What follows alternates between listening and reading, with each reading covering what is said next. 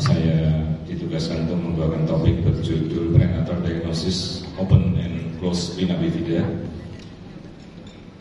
Jadi pertama kita ketahui dulu banyak sekali kasus dari risk factor penyebab spina bifida, terutama folic acid deficiency.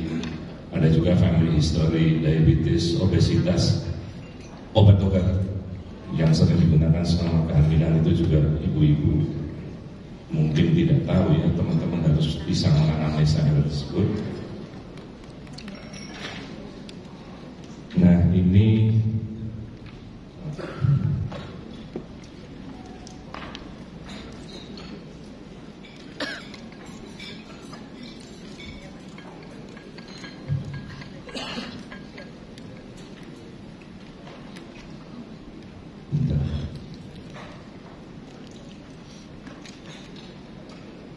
ya, ini seperti yang kemarin sudah kita tampilkan juga untuk melihat struktur normal brain pada trimester pertama. Bagaimana nanti kita melihat ventricle 3, aqueductus sulci, kemudian fourth ventricle, ya. Dari struktur ini teman-teman sudah bisa mengetahui dengan jelas. Kemudian kalau terjadinya spina bifida, istilahnya otaknya jadi kering atau dry brain, ya. Meskipun sulit dengan dua dimensi, tiga dimensi dengan potongan frontal itu bisa sangat membantu untuk melihat kalau ada kondisi seperti itu. Jadi bisa terjadi irregular shape dari ventricle, teman-teman bisa lihat ya. Nah ini dari pemeriksaan yang normal struktur otak ya. Mudah sekali terlihat dalam potongan standar. Tentunya dengan mesin transvaginal ini teman-teman sudah melihat intracranial translucency. Ini midline structure dari brain, kemudian mesencephalon, ya, cerebellum, brainstem, kemudian nanti yang diukur di situ adalah intracranial translucency, sistema magna. Ini gambaran dari otak yang normal ya. Sementara pada kondisi di mana terjadi spina bifida, cairan di otak itu bocor, kemudian dia menciut, menyebabkan otaknya jadi kering, istilahnya dry brain ya. Jadi obliterasi dari ventricle 4 dia menutup. Nah ini struktur yang sering kali kita temukan teman-teman kalau mengambil, kadang-kadang kalau ibunya tidak terlalu gemuk, potongan dari longitudinal kita bisa mengambil intracranial translucency sebagai screening awal untuk kondisi spina bifida ya. Nih kita bisa lihat. Nah ini yang telah diperkenalkan tadi oleh Prof. Jing Wu, crash sign seperti mobil nabrak ke tembok ya. Ini gambar mobilnya nabrak tembok, terus di sini rata. Kenapa? Karena di sini terjadi pengeningan dari struktur otak itu, dry brain ini sebagai komparasinya ya. Ini adalah diagnosa awal dari spina bifida seperti kondisi pada spinal defect. Ini nanti akan kita ulas. Jadi teman-teman sudah ingat istilah crash sign ya, seperti ini. Gambaran mobil nabrak tembok. Kalau sudah pernah lihat sekali biasanya pasti ingat mobil nabrak tembok seperti itu. Sedikit kita mengulas perbedaan dari neural tube yang normal tertutup, ya, ilustrasi sedikit. Jadi kita bisa lebih mengenal kalau ada, karena nanti ada yang kondisi yang tertutup, ada yang terbuka. Yang terbuka lebih mudah, kalau yang tertutup lebih sulit. Ya, ini bagian ini dari neural tube yang tertutup dan terbuka. Nah ini gambaran dari spina bifida occulta ya, ini masih tertutup seperti ini. Kemudian ini spina bifida cystica ya, tertutup dengan meninges. Kemudian ini spina bifida disertai meningosil ya, sebetulnya seperti ini, mielomeningosil. Jadi ada struktur dari jaringan otak yang masuk dalam serubung itu. Nah ini struktur dari mielomeningosil. Jadi ada cairan di kepala, hidrosefalus, kemudian biasanya terjadi pada kasus Chiari malformation tipe 2 ya. Nah pemeriksaan sebenarnya ultrasound imaging sudah sangat memadai. Kita jarang lagi melakukan tes alpha-fetoprotein dengan melakukan amniotic fluid sampling ya untuk mencari adanya alpha-fetoprotein. Sedikit proses neurologi dari masa-masa embrio, teman-teman sudah sering melihat gambar-gambar seperti ini, tidak saya jelaskan. Ini juga bagian dari konus medularis ya. Perbedaan mulai dari 3 bulan, 5 bulan sampai kemudian dewasa, teman-teman sudah mengerti. Nah, sekedar standar imaging protokol ini masih sekitar awal-awal trimester pertama ya. Kita bisa pandang transvagina. Nanti kita bahas ini sekedar untuk pengingat untuk kita melihat. Oke.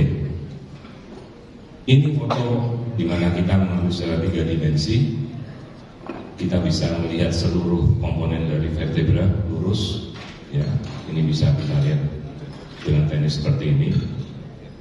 Di semua arah sekarang sudah memadai ya.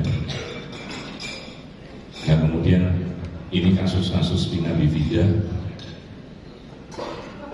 Biasa kita ambil dengan potongan sagittal dulu, terus kita save. Nanti kita bisa lakukan offline analisa ya, kalau mau melihat kondisi-kondisi spina bifida yang pecah seperti itu ya.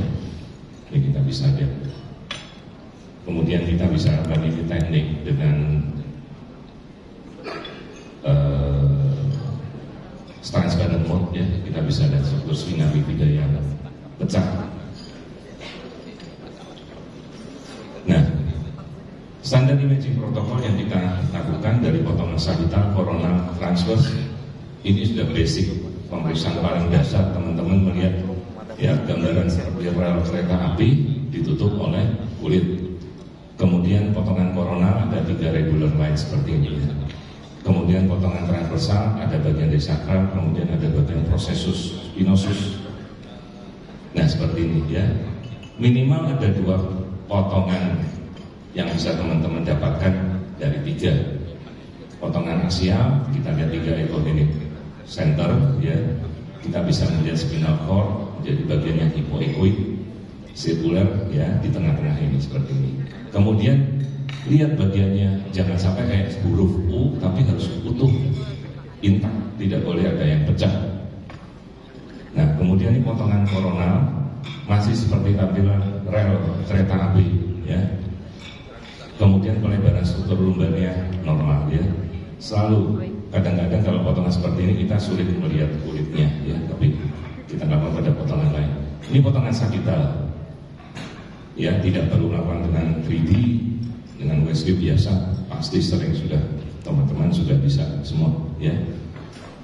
Kemudian ini potongan paralel, ya, dengan shadowing tengah seperti ini, ya, bagian ujung sacral tapering, ya. Nah, konus medularis ini setiap minggunya dia bergeser semakin ke atas. Kalau masih 13-18 minggu di atas lumbar 4, kalau 9-36 minggu kira-kira di atas lumbar 3, setelah 36 minggu dia di atas L2. Ya, ini contohnya. Sampai ujung teman-teman harus lihat konus medularis itu. Ini paper yang pernah dipublikasikan juga untuk melihat posisi ya dari konus medularis. Jadi kalau semakin awal kita ada suatu kasus, kita untuk mengkonsulkan atau intervensi, tapi bisa kita lakukan setelah lahir.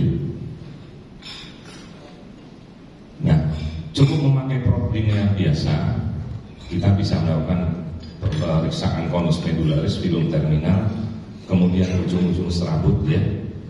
Jadi kita bisa melihat variasi normal dari kalau ada kista di filum terminal atau ventricle terminal, ya. Ini pemeriksaan standar bisa teman-teman lakukan selalu.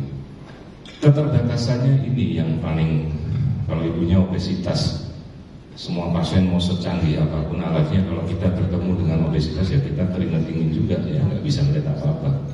Tuh. Nah, ini potongan.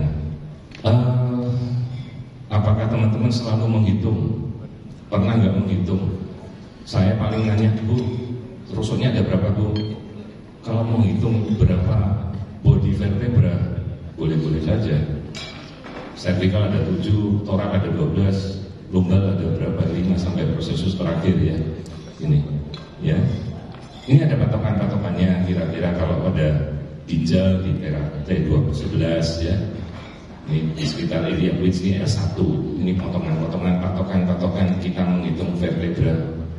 Karena ada juga yang fuse vertebra atau blok vertebra itu bisa terjadi. Ini kalau teman-teman sempat mau menghitung. Ya ini sekedar teori saja. Dysraphism ini koleksi kombinasi anomali yang melingkupi defek pada vertebra dan spinal cord. Ya ini teoritis antara anencefali dan encefalocele. Ini contoh kasus cranial dysraphism, spinal dysraphism, dan craniorachitis. Ini istilah nama-nama yang benar. Mungkin kita cuma mengenal anencefali, spina bifida. Ini nanti kita bahas istilah-istilahnya yang sesuai. Oke, ini pembagian dari spina bifida, ventral, dorsal, kemudian ada yang open sama close. Ini pembagian utama, open dan close sederhana. Ya, ini gambar saja teorinya. Open neural tube defect, jadi ada cerebrospinal fluid yang bocor, herniasi, ya, untuk foramen magnum, jari tipe 2 biasanya. Kalau close, biasanya tidak ada yang bocor dan normal intracranial fracture. Ini contoh-contoh dari open neural tube defect, myelomeningocele, myelogenesis, ya, dan myelogenesis. Ini gambar-gambar struktur-struktur apa saja yang terlibat. Bisa teman-teman nanti bahas ya. Materi ini nanti bisa diminta pada peserta panitia, PDF-nya ada. Oke, ini perbandingan antara open neural tube defect. Jadi jangan sampai lengah, jangan sampai bosan untuk kita melihat bagian paling ujung. Tapi kalau bayinya telungkup atau istilahnya supine, kita nggak bisa melihat posisi posterior. Harus kita coba miringkan supaya bayinya mau berputar, supaya kita bisa melihat bagian yang open, ya, seperti itu. Nah, ini kalau open neural tube defect, ini masih gambaran spinal ya. Ya. Sekali kita melihat normal, kita melihat kondisi yang seperti ini mencurigakan, pasti kita langsung curiga, ya, langsung tahu. Tidak mungkin kita lolos ya. Ini contoh kasus open neural tube defect pada batas level lumbal 3 sakral 4. Nah, ini open neural tube defect. Perhatikan biasanya yang tadi dibilang crash sign, bagian belakangnya tuh jadi rata, ya, mengering di belakang ini. Ini contoh kasus juga open neural tube defect. Biasanya ada kelainan kaki. Seingat saya ini ada kasus dengan clubfoot kalau nggak salah. Kasusnya di sini, ini open neural, lihatkan seperti ini, ya, vertebranya ada yang jendol seperti itu, terbungkus, ya. Ini kakinya, sehingga saya ini kakinya clubfoot ini. Ya, ini kasus-kasus open neural tube defect. Ya, ini kita masih memakai gambaran dua dimensi konvensional, sudah cukup untuk bisa mendiagnosa. Nah, ini kita tambahkan dari gambaran 3 dimensi, ya. Tadi gambaran yang clubfoot, di bagiannya open, rata bagian belakangnya ada crash sign itu. Ya. Nah, ini bagian ujung spinal finding, ya. Ini masih tadi gambaran dengan gambaran crash sign di sini, ya, open. Ya. Ini kasus-kasus yang sering kita temukan. Nah, ini kalau kita tambahkan dengan tampilan 3D, ini yang masih terbungkus dengan selaput, ya, itu seperti itu. Ya, nih. Nah, kemudian kita bagi juga close neural tube defect, apakah tertutup oleh massa atau tidak tertutup oleh massa. Kalau yang tertutup oleh massa ada lipomyelocele, lipomyelomeningocele, meningocele, terminal myelocystocele, myelocystocele. Jadi ini kita mulai belajar istilah-istilahnya benar, ya. Ya, kalau dengan massa ada lipoma, jaringan lemak, ada jaringan tether cord, kemudian stomatomia dia, ya, atau neuresis. Ini macam-macam. Memang ini sejawat radiologi yang biasanya diagnosa lebih detail mereka. Nah, ini kondisi close neural tube defect, masih tertutup oleh jaringan kulit yang tebal, tapi bagian dari tulang belakangnya juga rusak. Ya. Ini close neural tube defect.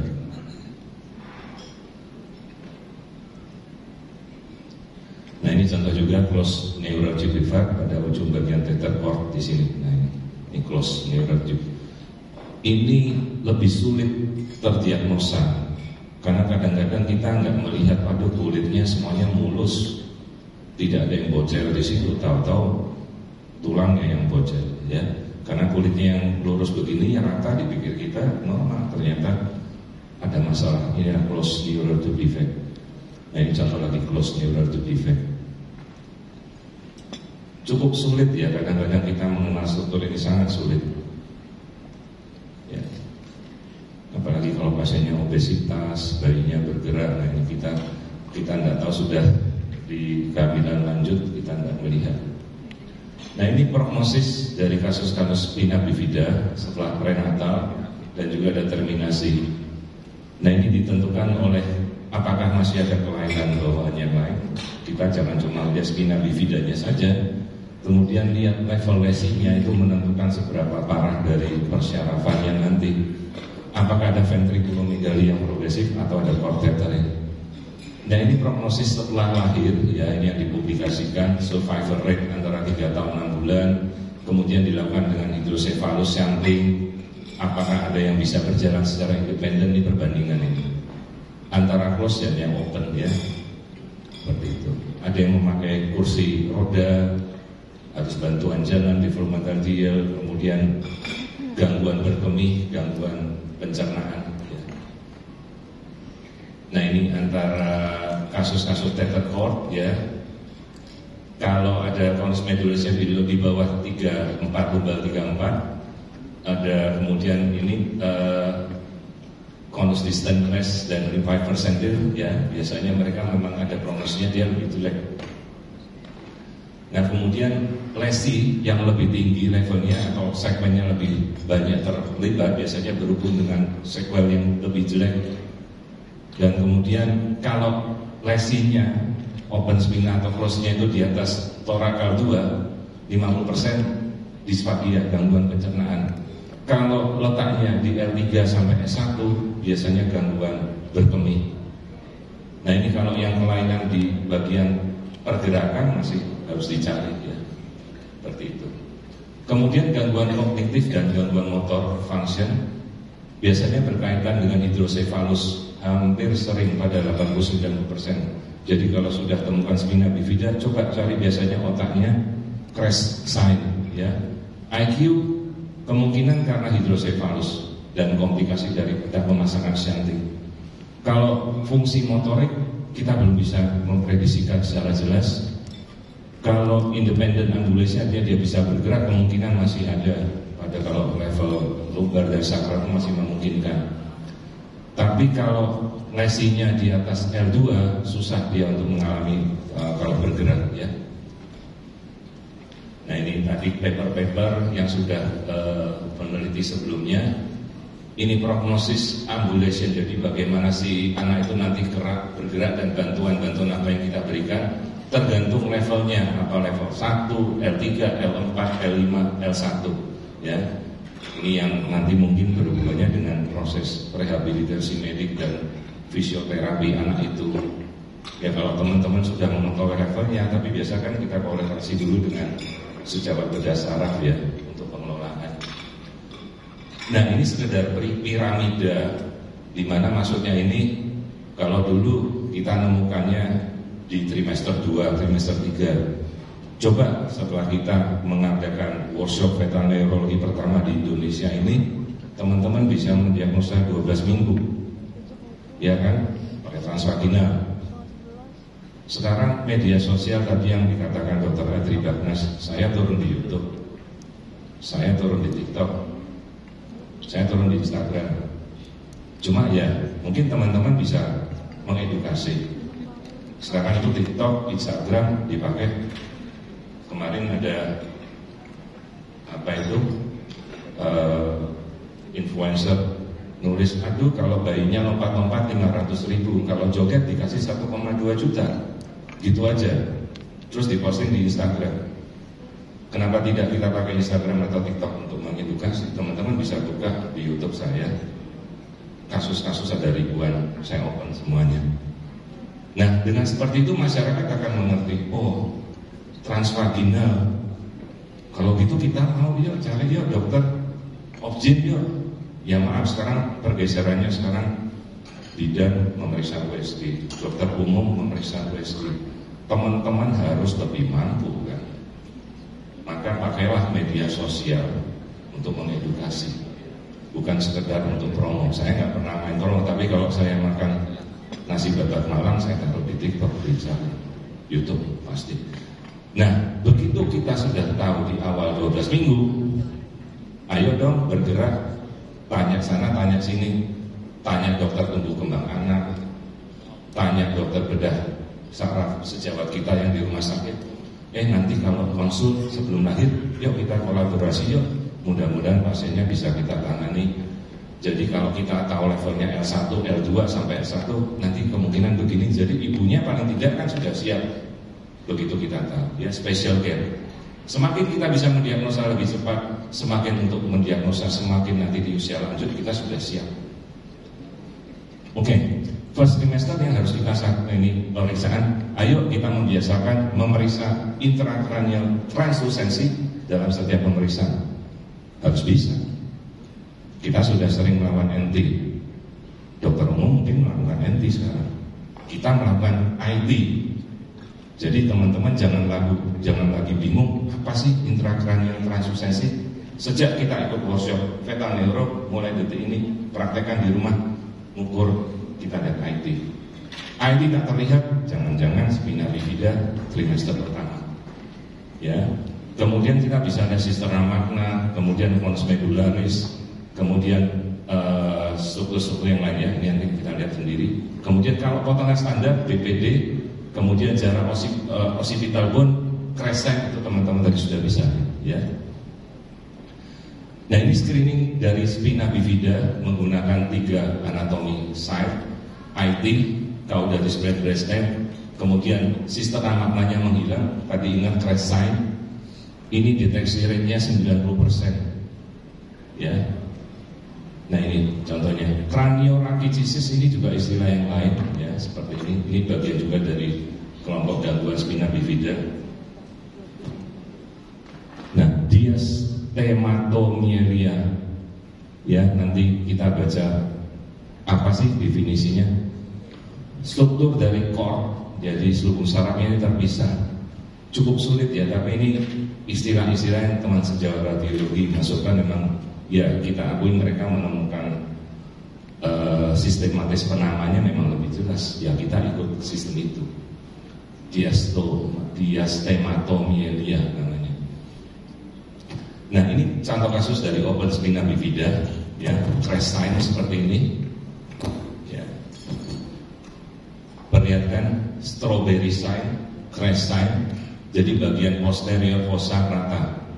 Jadi kalau kita bentuk kepala kita ingat selalu bentuknya kayak oval telur, dia seperti strawberry sign ya atau lemon sign.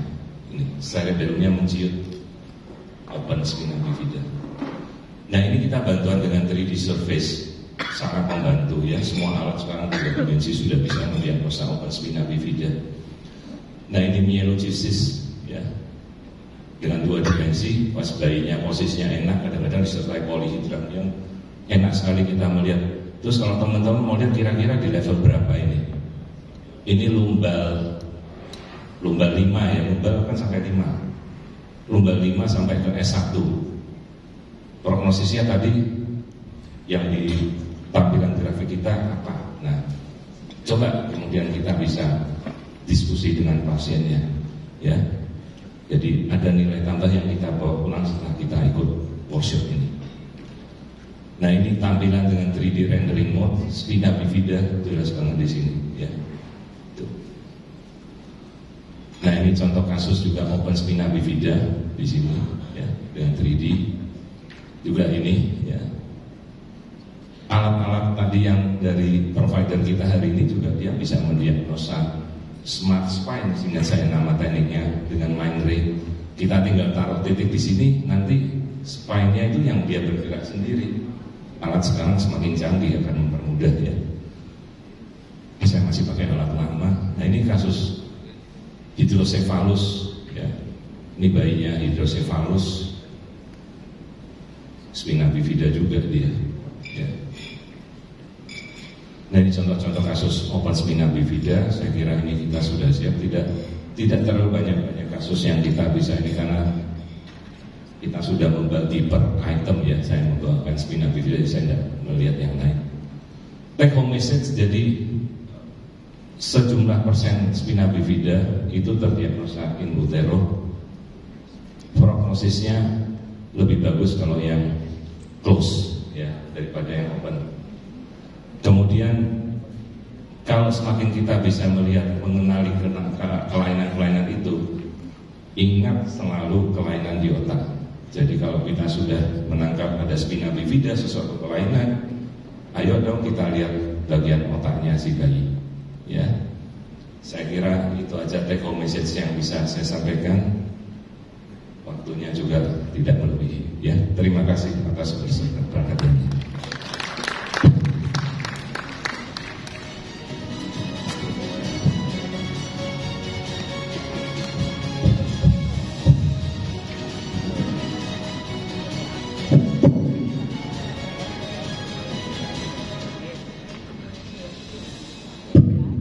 Terima kasih terus waktunya tepat sekali yang dibicarakan sama kita.